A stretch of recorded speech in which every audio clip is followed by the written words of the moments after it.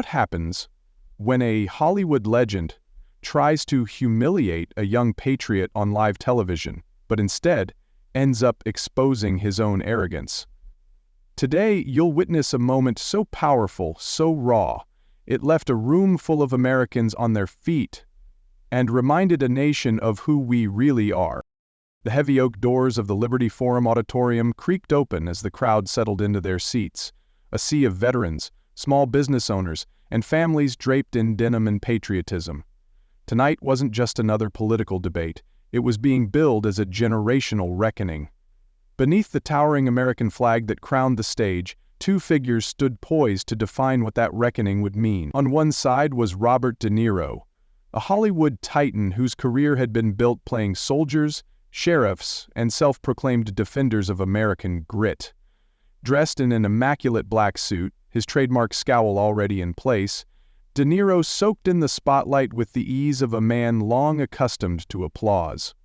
Across from him, almost in deliberate contrast, sat Karoline Leavitt, just 27 years old, the youngest White House press secretary in history. She wore a simple navy blazer and a small silver cross that caught the light with every steady breath she took.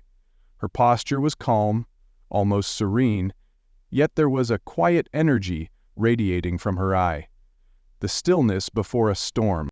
The moderator, Marshall Kane, a veteran newsman with graying hair and a fraying patience, cleared his throat nervously. He sensed it, as did everyone else. The air was too still, the silence too sharp. This wasn't going to be a polite exchange. This was going to be a collision, not of policies, but of two Americas, one anchored in nostalgia and celebrity bravado, the other forged in faith, conviction, and an unshakable belief in the future. Cameras panned across the room as Marshall introduced the guests, but no one was listening to his words. They were watching the eyes. Karoline's steady gaze, De Niro's thinly veiled contempt. In Charleston that night, under the weight of history and hope, the clash was inevitable, and it was already beginning. The applause faded into an uneasy hush as Marshall Kane finished his strained introduction. Robert De Niro adjusted the microphone in front of him, leaning in with the practiced arrogance of a man used to winning rooms before he even spoke. His smile was tight, almost predatory, and when he finally spoke, his voice oozed condescension. "Ladies and gentlemen," he began, sweeping his hand across the crowd as if blessing them, "we're gathered here to talk about the future of America. But frankly, when I see who they're sending to represent it," he turned and gestured lazily toward Karoline without even looking at her, "I realize just how far we've fallen." A ripple of discomfort ran through the crowd, a few gasps punctuated by shifting in seats. Karoline didn't react. She sat with perfect stillness, her hands folded neatly on the table, her expression unreadable. If De Niro expected a flinch, he got none. If he expected a glance, a roll of the eyes, a grimace, there was nothing. Only composure. And that, somehow, seemed to irritate him more. "You're too young to know what real America looks like," he pressed on, emboldened by her silence. "You grew up in a bubble of hashtags and slogans, believing patriotism is something you can post about rather than bleed for." His words cut sharper now, and his voice grew louder, trying to dominate the hall the way he once dominated movie screens. "You're a footnote, a marketing trick, a shiny face sent out to make the real decisions seem less ugly." A few chuckles, thin, awkward, broke from a small cluster near the back of the hall. De Niro took that as fuel, mistaking polite discomfort for agreement. "You sit there, with your little cross," he sneered, his voice dripping sarcasm, "as if faith can be worn like jewelry, as if you know anything about sacrifice." The insult landed hard, but not in the way De Niro intended. The veterans in the room stiffened, parents clutched their children's hands a little tighter, even some who had come skeptical of Karoline shifted uncomfortably in their seats. Attacking youth was one thing, mocking faith, that was another. Still, Karoline said nothing. Instead, she shifted slightly in her seat, tucking a loose strand of hair behind her ear with an almost deliberate grace. Then, without looking at De Niro, she reached up and touched the silver cross around her neck. Not to defend it, not to hide it, but to honor it. A simple, silent act that said everything words could not. The effect was immediate. A low murmur rolled through the auditorium, not outrage, not yet, but a stirring, a subtle turning of the tide. Some leaned forward, some sat back, arms crossed, re-evaluating what they had come expecting to see. De Niro, sensing that he had drawn blood but somehow still losing ground, smirked wider, unaware that the ground beneath him was already beginning to crack. Across the hall, eyes that had wandered during his monologue now fixed firmly on Karoline. She hadn't said a word yet, she hadn't needed to, and that, more than anything, unnerved Robert De Niro. For a long moment, the Liberty Forum was heavy with silence, the kind that settles after a line is crossed but before the consequences arrive. Robert De Niro leaned back in his chair, mistaking Karoline's quietness for surrender. He clasped his hands behind his head in a show of relaxed dominance, letting the stage lights dance across his polished cufflinks. Across from him, Karoline Leavitt sat still, almost statuesque, the silver cross resting against her collarbone, catching the overhead glow. She met De Niro's smugness not with words, but with a calm, almost serene smile, a smile that didn't rise to her eyes, but was sharpened with something deeper, certainty. Without rushing, Karoline uncrossed her legs and leaned forward just slightly, elbows resting lightly on the table. She didn't speak. She didn't need to. Instead, in full view of the cameras and the crowd, she pressed her hand once again against her cross, not clutching it in anger or desperation, but touching it like someone remembering a solemn vow. The gesture was so small it might have gone unnoticed if not for the way the room seemed to tighten around it. Veterans sitting near the front exchanged glances. Mothers in the middle rows sat up a little straighter. Even the teenagers in the back, restless and half-distracted minutes earlier, found themselves drawn to her. Without uttering a single word, Karoline had shifted the current. She had refused to cower. She had answered De Niro's scorn with an unspoken, unshakable conviction that no insult could touch. Marshal Kane, sensing the tremor in the audience, cleared his throat awkwardly, trying to move things along. "Mr. De Niro," he said, voice tight, "we appreciate your perspective. Perhaps we should give Miss Leavitt a chance to respond." But even as he spoke, he knew, everyone knew, that the tide had already begun to turn. De Niro, irritated by the lack of immediate dominance, straightened his posture, the easy arrogance slipping slightly from his face. He chuckled dryly into the microphone, a forced sound that didn't quite fill the room the way he intended. "Oh, I'm sure she has a speech prepared," he said, his voice dripping with derision. "Some carefully crafted little fairy tale about America." Another ripple of discomfort. Not anger, yet but rejection.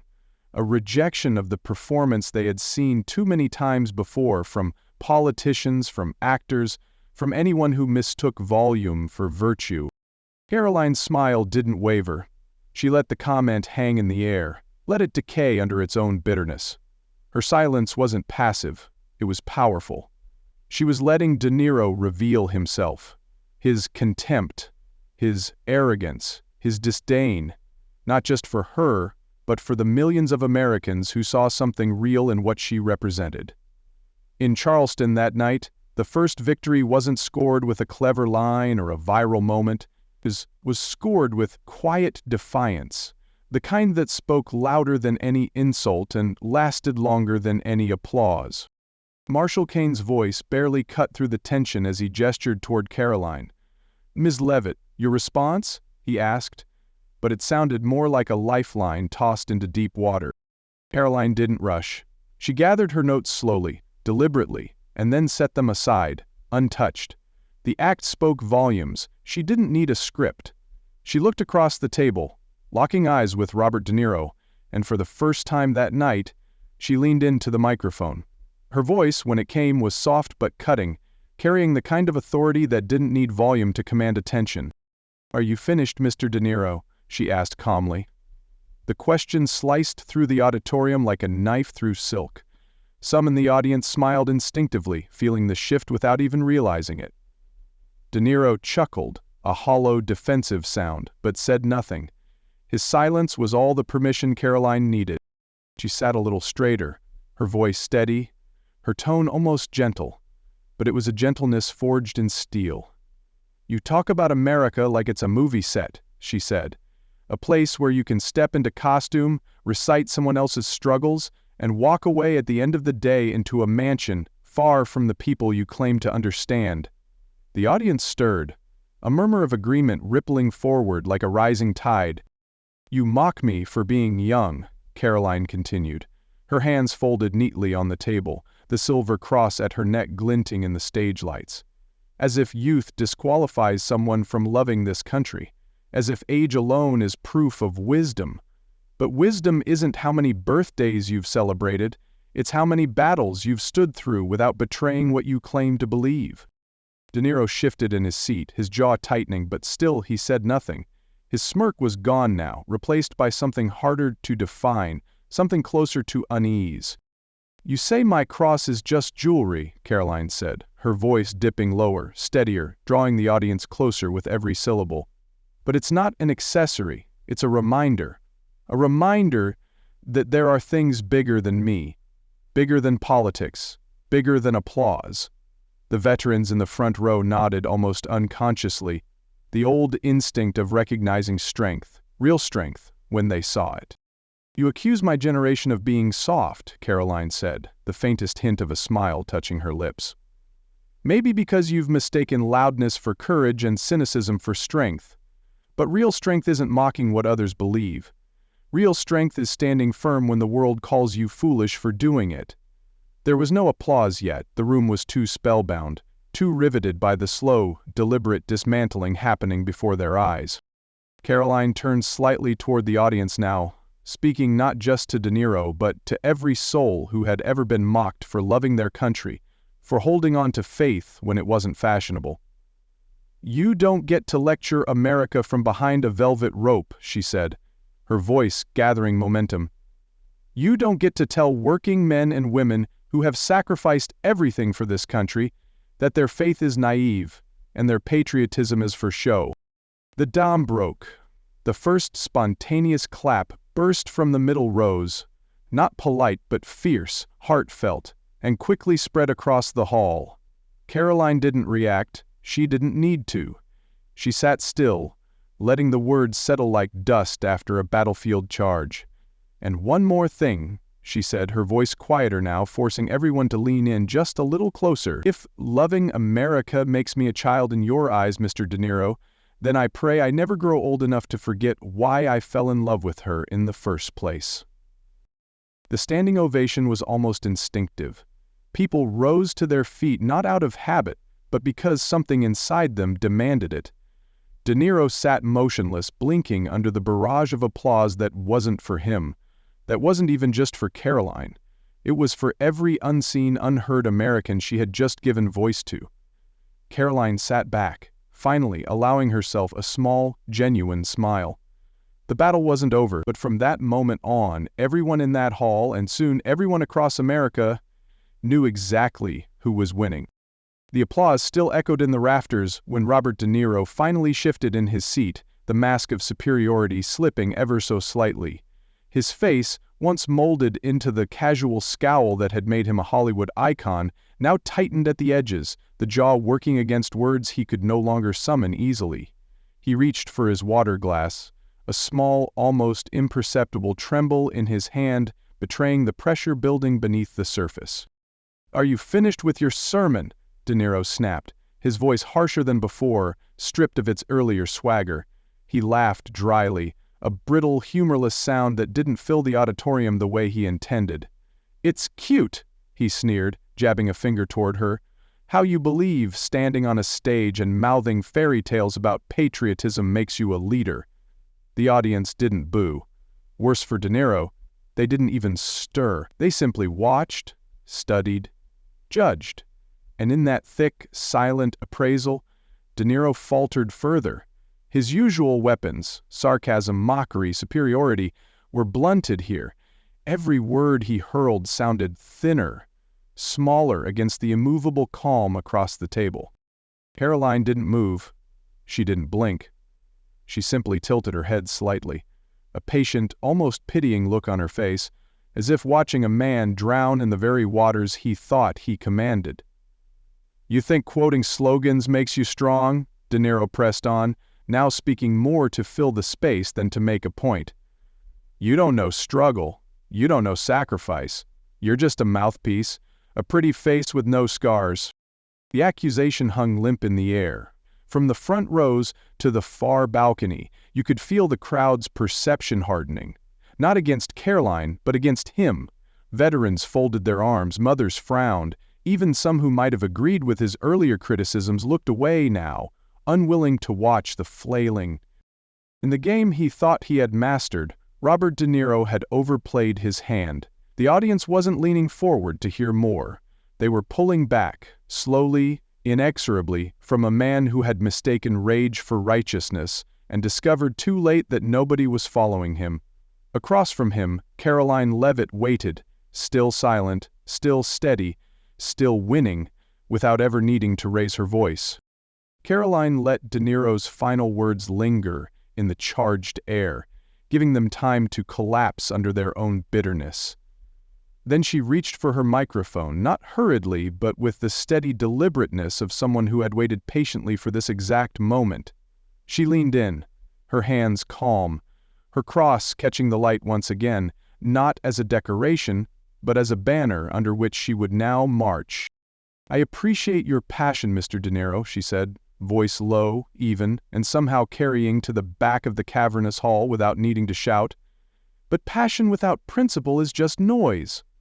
The crowd, already tense, shifted forward in their seats, sensing something about to unfold. "You accuse me of having no scars," Karoline continued, her gaze never leaving him. "No sacrifice, no struggle. Because I don't wear them like trophies?" She paused, letting that question land.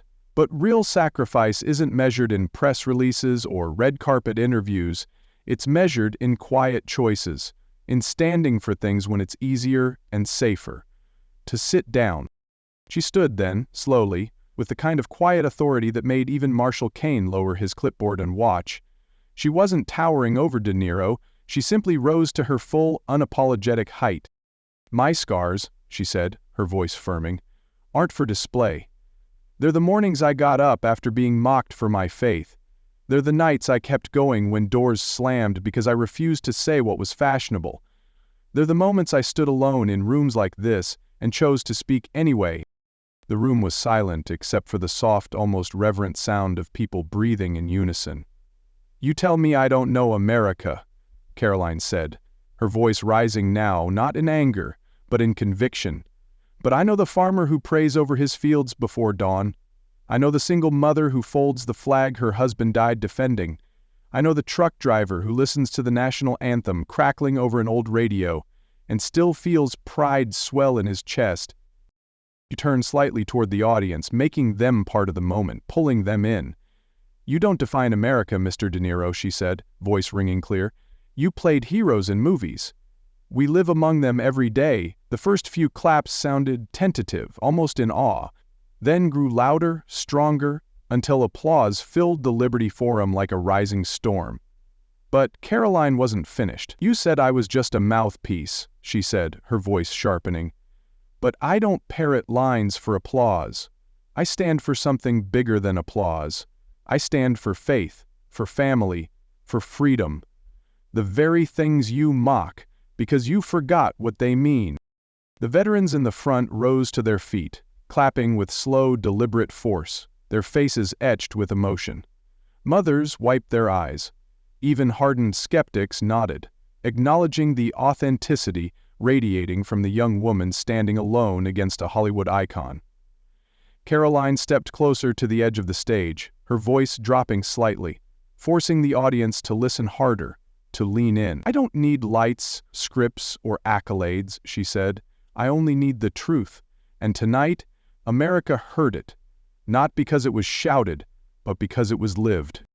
Then she turned, locking eyes one last time with Robert De Niro, the man who had entered certain he would dominate the night, and delivered the final blow.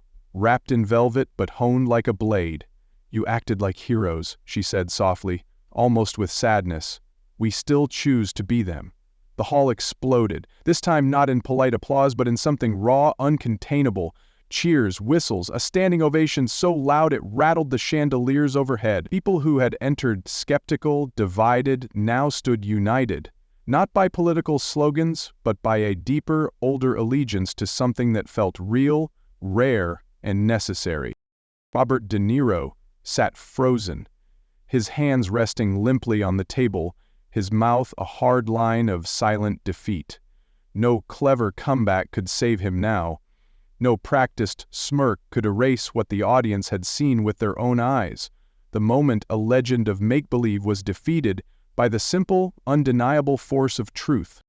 Karoline didn't bask in the applause. She simply stood there, steady and serene, letting the people's voices lift around her like a wave. She had come not for glory, but to remind a nation of who they were. And they had answered, not with cynicism, but with roaring, grateful belief. The roar of the standing ovation still echoed in the corridors of the Liberty Forum as Karoline Leavitt stepped off the stage, her heels clicking softly against the worn hardwood floors. Staffers and supporters moved toward her, some with tears in their eyes, others trying to shake her hand or offer hurried congratulations. She accepted each with a quiet nod, a faint smile, but it was clear she wasn't lingering in the moment. Her victory wasn't in the noise. It was in the silence she had claimed, and the hearts she had moved. Beyond the crush of people and the bright studio lights, a side door stood ajar, leading to a dim, quiet hallway lined with faded photographs of speakers from decades past. Karoline slipped through it unnoticed, exhaling slowly as the door clicked shut behind her. Out here, away from the cameras, there were no scripts, no applause, no spotlights, only the steady beat of her own heart, still echoing with the weight of everything she had said. She walked a few steps down the hall before a voice called her name. Soft, trembling. Turning, she saw an elderly man standing there, his back stooped but his hands firm. He wore a simple jacket with an old Army Air Corps patch sewn near the shoulder. In his hands, he clutched a small, carefully folded American flag, the white stars on deep blue, worn smooth with time. "I fought in 2 wars, the man said, his voice roughened by age and memory. "I thought I'd never see someone stand up for what mattered again. Not like that. Thank you, young lady." For the first time that night, Karoline's composure wavered. She reached out, accepting the flag with both hands, cradling it against her chest with reverence. The old man simply nodded once, his eyes misty, and shuffled back into the crowd, leaving her alone in the hall, the flag heavy with meaning against her heart.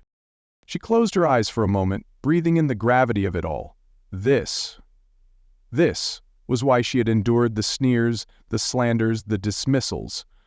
Not for headlines, not for viral fame, but for the millions of Americans like him whose sacrifices had been real, whose stories had been forgotten, whose dignity deserved defending. As the sounds of celebration echoed faintly from the auditorium, Karoline stood there in the quiet, clutching the flag, and whispered a promise meant only for herself. Never for applause. Always for them. Then, shoulders squared, heart steady, she turned back toward the world outside, a world that, tonight, had been reminded of what real courage looked like.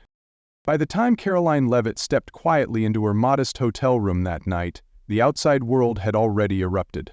Clips of her dismantling Robert De Niro flooded the airwaves, from local newsrooms to primetime specials.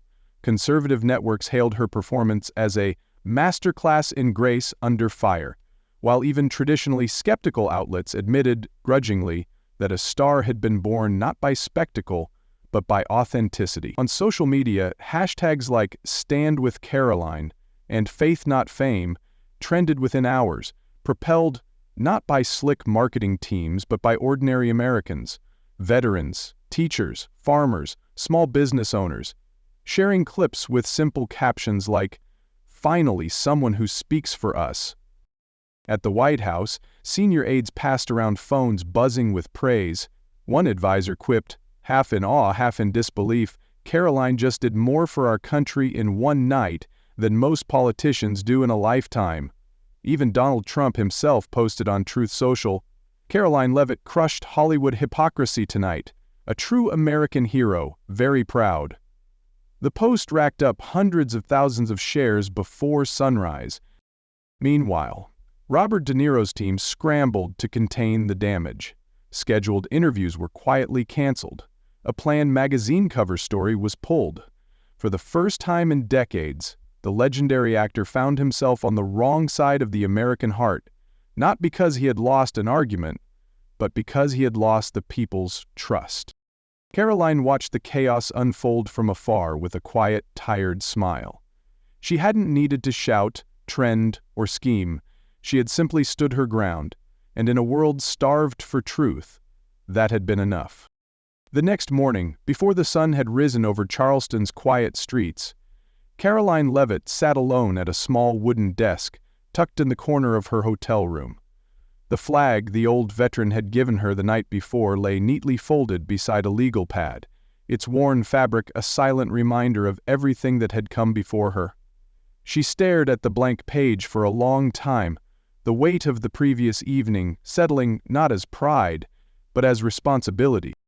No camera crews hounded her now, no roaring crowds filled the space. It was just her, and the memory of a promise whispered in a dim hallway, when no one else was watching. She picked up a pen, pausing before she began to write. Not a speech, not a press release, just a single, simple line meant for herself, a compass to carry forward. Fight for them, not for fame. She set the pen down gently, staring at the words. They weren't eloquent, they weren't polished, but they were enough. They were real. Outside, the world buzzed with headlines and analysis. Journalists speculated about her future. Political strategists whispered about what doors might now open. Invitations flooded her inbox, television interviews, book deals, keynote addresses. But Karoline wasn't thinking about any of that.